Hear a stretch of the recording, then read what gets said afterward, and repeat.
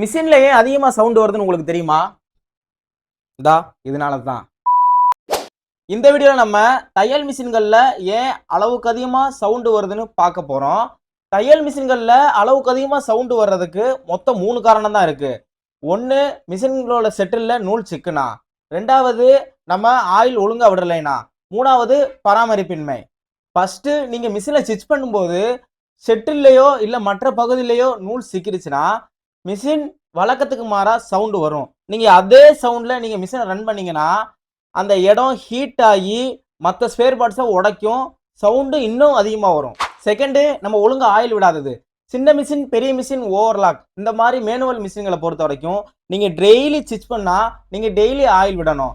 அப்படி இல்லை அப்படின்னா நீங்கள் தச்சு முடிச்ச பிறகு ஆயில் விட்டுக்கலாம், மறுநாள் நீங்கள் ஸ்டிச் பண்ணலாம். ஆனால் பவர் மிஷினில் கண்டிப்பாக நீங்கள் ரன் பண்ணாலும் சரி பண்ணலாம் சரி 100 நாளைக்கு ஒரு டைம் ஆயிலை க்ளீன், அந்த ஆயில் டேங்கை க்ளீன் பண்ணி நீங்கள் ஆயில் சேஞ்ச் பண்ணிக்கிட்டே இருக்கணும். அப்போ தான் உங்கள் மிஷினில் ஆயில் சர்க்குலேஷன் ஆயில் சப்ளை கரெக்டாக இருக்கும்.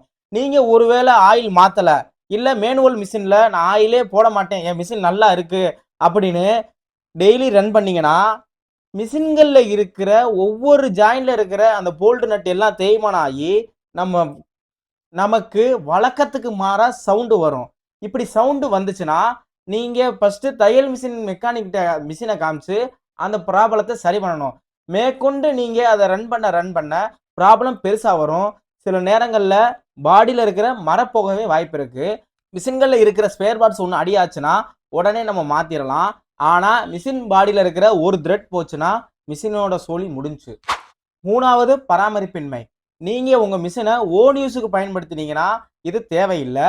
ஆனால் தொழிலுக்குன்னு மிஷினை பயன்படுத்தினீங்கன்னா கம்பல்சரி 6 மாதத்திற்கு ஒரு தடவை தையல் மிஷின் மெக்கானிக்கை வர சொல்லி மிஷினை செக் பண்ணணும். அப்படி இல்லைன்னா மிஷினை நீங்கள் வாங்கின கடைகள்லையோ இல்லை தையல் மிஷின் மெக்கானிக்கிட்டே கொண்டு போய் மிஷினை செக் பண்ணணும்.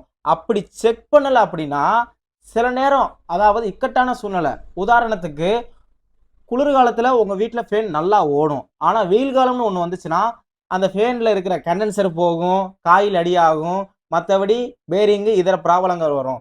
அதே மாதிரி தான் நம்ம பயன்படுத்துகிற ஒவ்வொரு பொருளுமே வேலை இல்லாத நேரங்களில் நல்லா ஓடும். ஆனால் திடீர்னு முக்கியமான வேலை, பண்டிகை காலம், தீபாவளி, ரம்ஜான், பொங்கல், கிறிஸ்துமஸ் இந்த மாதிரி நமக்கு ஆர்டர் அதிகமாக வர நேரங்களில் மிஷின் மக்கர் பண்ணும். இது எதனால அப்படின்னா நீங்கள் உங்கள் மிஷினை அடிக்கடி செக் பண்ணாதது. என் மிஷின் நல்லா தான்ப்பா ஓடுது, எதுக்கு செக் பண்ணணும் அப்படின்னு நீங்கள் நினச்சிங்கன்னா இக்கட்டான சூழ்நிலையில் அந்த மிஷின் உங்களை காலவாரி விட்டுரும். மனுஷனை மாதிரி தான் நம்ம பயன்படுத்துகிற ஒவ்வொரு பொருளும்.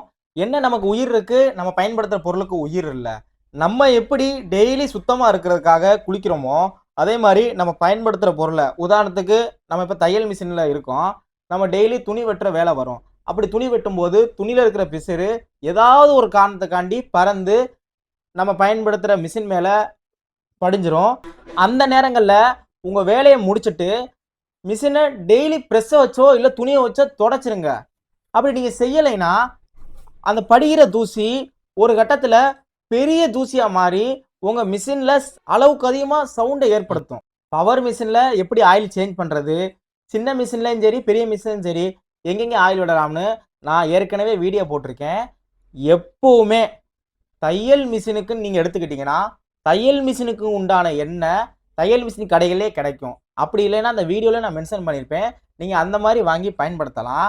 உதாரணத்துக்கு நீங்கள் செக்கில் ஆட்டின எண்ணெயும் இல்லை முயல் ரத்தம், குரங்கு ரத்தத்தில் தயாரிக்கப்பட்ட எண்ணெய் உங்கள் மிஷினில் நீங்கள் பயன்படுத்திங்கன்னா உங்கள் மிஷினை தூக்கி கடைக்கு போடணும். இந்த வீடியோவை நீங்கள் ராம்நாத் டிஸ்ட்ரிக்ட்லேருந்து பார்த்துக்கிட்டு இருக்கீங்க. உங்கள் தையல் மிஷினை ரிப்பேர் பார்க்கணும் அப்படின்னு நீங்கள் நினச்சிங்கன்னா என் நம்பர் நான் ஸ்க்ரீனில் தரேன், என்னை நீங்கள் கான்டாக்ட் பண்ணி என்னென்னு கேட்டுக்கலாம். இந்த மாதிரி தையல் மிஷின் சம்மந்தப்பட்ட பயனுள்ள தகவல் பற்றி நீங்கள் தெரிஞ்சுக்க மறக்காமல் நம்ம வெயில் ஸ்விங் மிஷின் மெக்கானிக் யூடியூப் சேனலை சப்ஸ்கிரைப் பண்ணுங்கள். இந்த வீடியோவை தையல் மிஷின் வச்சுருக்கிற உங்கள் ஃப்ரெண்ட்ஸ் அண்ட் ஃபேமிலிக்கு ஷேர் பண்ணுங்கள்.